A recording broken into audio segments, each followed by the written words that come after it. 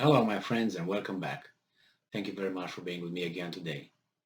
I got two articles with the same, I would say, content, a little bit different wording here and there, and they are about Belarus, Russia, Iskander missiles. The connection is what?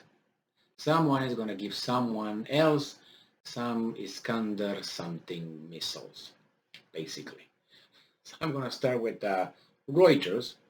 And both articles are from today, June 25th, 2022. And then Reuters, we have the title as such as Putin promises Belarus Iskander-M missiles to counter, quote unquote, aggressive West. And then the other one coming from the Ukrainian side, it's titled like this. It comes from Ukrainska Pravda, and it says that Putin says he will soon give Belarus Iskander that can carry, and I'm quoting, nuclear missiles. Nuclear.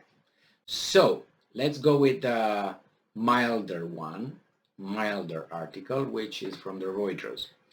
It says Russia will supply Belarus with Iskander-M missile systems plural, within a few months. Russian President Vladimir Putin told a televised meeting with Belarusian President Alexander Lukashenko on Saturday.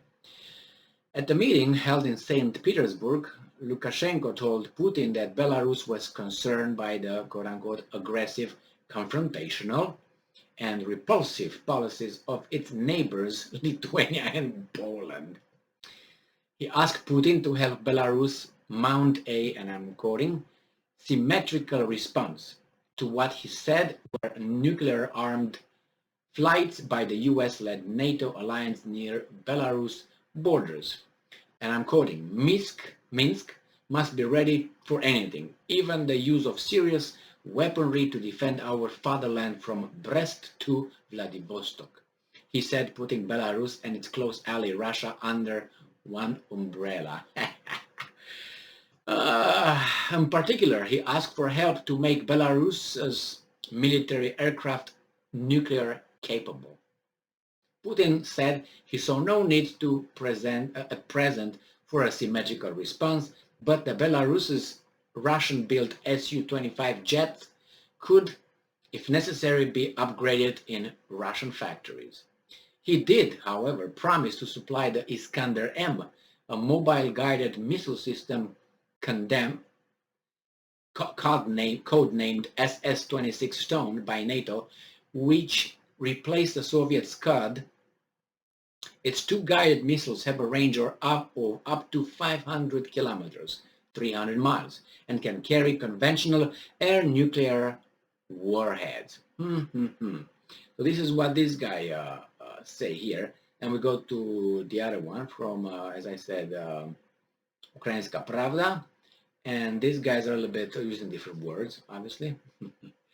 It says Vladimir Putin, the Russian president, has stated that he will soon give Belarus Iskander-M missiles, which can carry ballistic and cruise missiles. Putin emphasized that these missiles could have nuclear warheads. The source is the pro-Kremlin publication RIA Novosti. Quote from Putin, over the next few months, we will give Belarus Iskander-M systems. They can carry ballistic and cruise missiles, both conventional and nuclear. At the same time, Putin said that the issue of the Union state is currently closed. All right, of the Union state is currently closed. Putin also offered Lukashenko to upgrade at Russian aircraft factories Sukhoi 25 aircraft that are in service with the Belarusian army and to begin training flight crews. And then they give us some background here. On the night of 25 June, the Russian Federation fired up 50 missiles at targets across Ukraine. Most of these missiles were fired by Russian aircraft from Belarus. Russian planes entered Belarusian airspace, approached the border with Ukraine, and conducted airstrikes on Ukrainian territory. In early June, Alexander Lukashenko, the self-proclaimed president of Belarus, that's because the person supported by the other team did not get the power, so that's why this is self-proclaimed. That suggests that the Belarusian troops may have to fight for the west of Ukraine, so that is not chopped off by the west, so it must enter and help over there.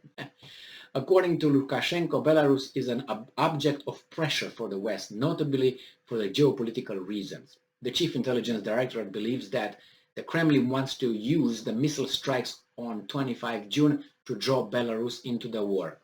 Why? Because then you draw everybody in. Que bono? Who benefits? Russia? Why?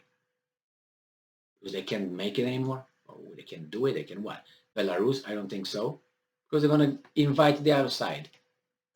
Maybe that's a thing, yeah. And when you invite Poland in, then you can strike Poland. When you invite Lithuania, you can use one missile. And if you use in Estonia and Latvia, you can use half of missile, or one missile for both of them. Or maybe one for all three of them for the Baltic states, and about 3 for Poland. And then Poland goes to its border from 1917. Oh, wait, they didn't have any borders. It was a joke. I laughed.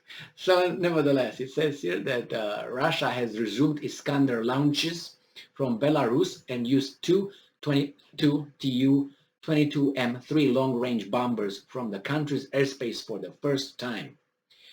Well, in this case, I think that Belarus is, as I already said, fair game for the Ukrainians to, if you know what I mean, because you can't just come from there and then turn around, and you can't be hit because you're on the airspace of a neutral state, supposedly. It's like the same thing as I mentioned in another video when some Ukrainian jets ran away from the Russians into Romania and landed in Romania, and then the Russians could not chase them or something, and then those guys took off again from Romania and came back, and then the Russians said, if those guys go back to Romania and they use the Romanian airfields to run away from us and the Romanian airspace, so we cannot enter, the next time this happens, the Russians will strike those airfields in Romania, and they don't give up about anything. And then I didn't hear that happening again. That means the Romanians said, oh my God, we're about to take it. Nevertheless,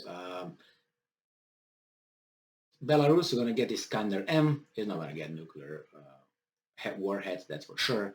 But it's always a possibility, and that's not good because it pushes the whole thing closer to the West, and they will be shaking about that. Regarding, as I said, Poland and the Baltic states, unless they have the big boss behind, the same as Lukashenko. Unless they have the big boss, they keep their mouth shut. No boss behind, they're nice. The boss behind, they're talking and all have personalities and all that. All right, this was for this one. More to come. Thank you very much for being with me again today. Stay strong, stay smart, look for the truth, and be just.